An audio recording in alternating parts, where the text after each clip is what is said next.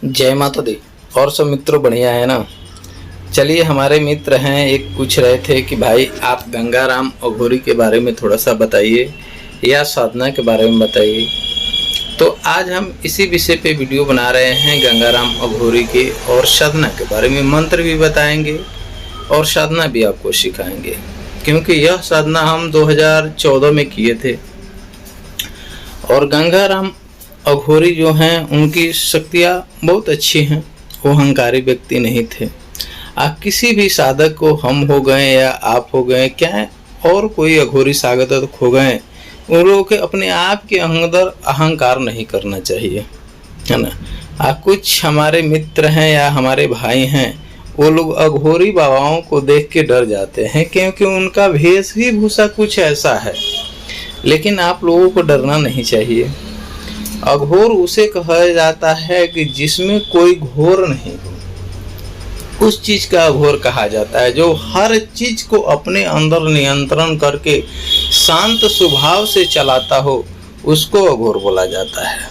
हम लोग आजकल क्या कर रहे हैं, थोड़ा सा सिद्धि प्राप्त हुआ या थोड़ा सा तंत्र मंत्र के जानकारी में आ गए या थोड़ा सा हमारे अंदर ज्ञान हो गया, तो हम अपने आप को फूल के एक कुंटल का हो जाते हैं। सोचते हैं अरे अब तो हम बहुत बड़ा सिद्धि पुरुष हो गए या बहुत बड़ा महान तांत्रिक हो गए, हमारे इतना बड़ा कोई तांत्रिक या हमारे इतना कोई सिद्ध पुरुष है ही नहीं इस दुनिया में।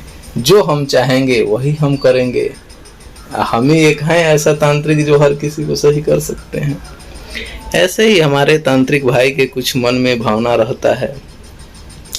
जैसे कि आप जानते हैं कि तंत्र मंत्र के मालिक सिर्फ अपना शंकर भगवान है। शंकर भगवान के सिवा तंत्र मंत्र के मालिक कोई नहीं है इस मृत लोक के लिए, है ना। शंकर भगवान सबसे श्रेष्ठ देवीय शक्तियाँ हैं। बाकी जो भी देवीय शक्तियाँ आती हैं उनके हाथ के नीचे काम करती हैं। तो यह सिर्फ मृत लोक के लिए लागू होता है। मृत लोक के सिवा और भी लोग हैं जिनमें शंकर भगवान का कोई महत्व नहीं है। शंकर भगवान सिर्फ एक पहरेदार की तरह वहाँ पे काम करते हैं। जो भी अपना रिपोर्ट होता है मृत लोक का, वो वहाँ पर ले जाके अपने से उच्च श्रेणी के जो देवीय शक्तियाँ रहती हैं उसको जना देते हैं कि हमारे मृत लोक में यह काम हो रहा है, चाहे इस तरह से काम हो रहा है, इस विषय में हमको क्या करना चाहिए। वहाँ से जानकारी लेके आते हैं। उसके बाद से मृत लोक में जैसा करना होता है वैसे करते हैं वो। तो यही सब कुछ विशेषता है। अघोरी भाइयों में भी कुछ वैसी क्षमता है। अघोरी भाई बहुत ऐसे होते हैं जो शमशान से शक्तियाँ सिद्धि करते हैं, तो उनमें बहुत सारे दुष्ट शक्तियाँ को भी सिद्धि करते हैं, क्योंकि सब शमशान के चलने वाला शक्तियाँ अवघड़ नहीं होती हैं। अवघड़ के नाम पे ये लोग चलाते हैं, लेकिन वो सारे मनुष्य श्रेणी के आत्मा ही होते हैं, जो अलग अलग तरीक़ा के उन लोगों को दुष्ट प्रभाव दे के या उनको दबाव दे के अवघड़ बनाया जाता है ना। लेकिन ओरिजिनल अवघड़ पूछ दिया जाए किसी भी व्यक्ति से कि जब से सबसे पहले सृष्टि का रचना हुआ था, उस समय अवघड़ की प्राप्ति कहाँ हुई थी, अवघड़ कौन बना था, इन सब चीज़ के बारे में पूछ दिया जाए तो सभी अघोरी को पता ही नहीं होगा कि अवघड़ जिसे हम कहते हैं आखिर वो अवघड़ कौन है। आप कब वो अवघड़ रूप धारण करके शमशान में गए थे कि यह रूप अवघड़धानी उनका छूट गया। यह सब बहुत सारे अवघड़ी लाइन में रहस्य हैं। बहुत इनकी प्रक्रिया है।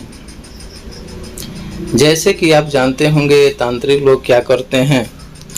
ये तांत्रिक भाई हमारे हम हो या आप हो या और कोई भाई हो, तांत्रिक भाई एक दीपक के समान है।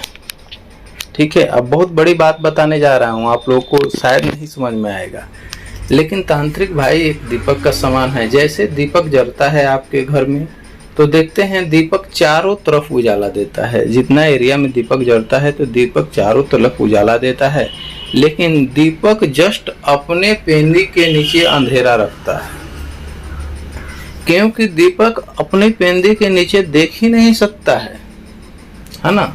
सिर्फ ऐसे सेम टू सेम प्रोसेस तांत्रिक भाई चाहे हमारे साधक भाई में। साधक भाई जो भी हैं वो थोड़ा बहुत अपना सिद्धि प्राप्त कर लेते हैं या साधना प्राप्त कर लेते हैं या मंत्र प्राप्त कर लेते हैं, तो वह ये समझते हैं कि अरे हमसे बड़ा कोई साधक है ही नहीं सकता है, या हमसे बड़ा कोई तांत्रिक है ही नहीं इस दुनिया में, हम तो बहुत सारे शक्ति प्राप्त कर लिए।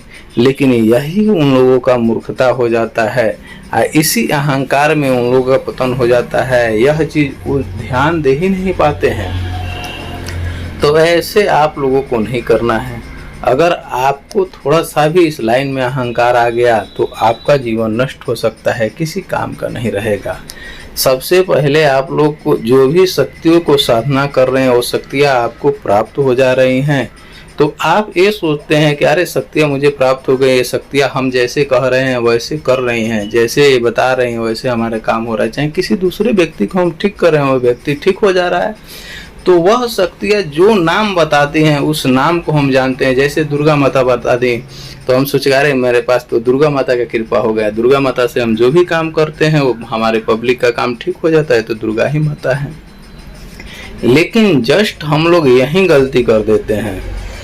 हम लोग को फायदा के पीछे नहीं जाना चाहिए, किसका काम कर रहे हैं वो ठीक हो रहा है कि नहीं हो रहा है उस चीज के पीछे नहीं जाना चाहिए, है ना। जस्ट उस शक्ति को पीछे बैकग्राउंड घूम को देखना चाहिए कि जो शक्ति पब्लिक को ठीक कर रही हैं, दुर्गा माता के नाम पे हमारे पास चल रही हैं, वो शक्तियाँ वास्तव में दुर्गा ही माता हैं कि दुर्गा माता के भेष में कुछ और शक्तियाँ हैं।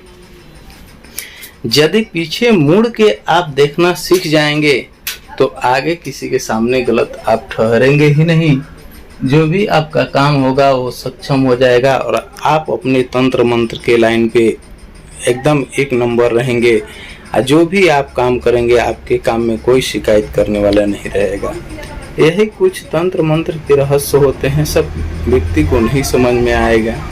और भी आगे इस चीज़ को आपको समझना है, चाहे इस चीज़ के बारे में जानना है तो पर्सनल व्हाट्सएप पे मैसेज कीजिएगा। हर चीज़ के बारे में आपको बताया जाएगा, समझाया जाएगा। जय माता दी।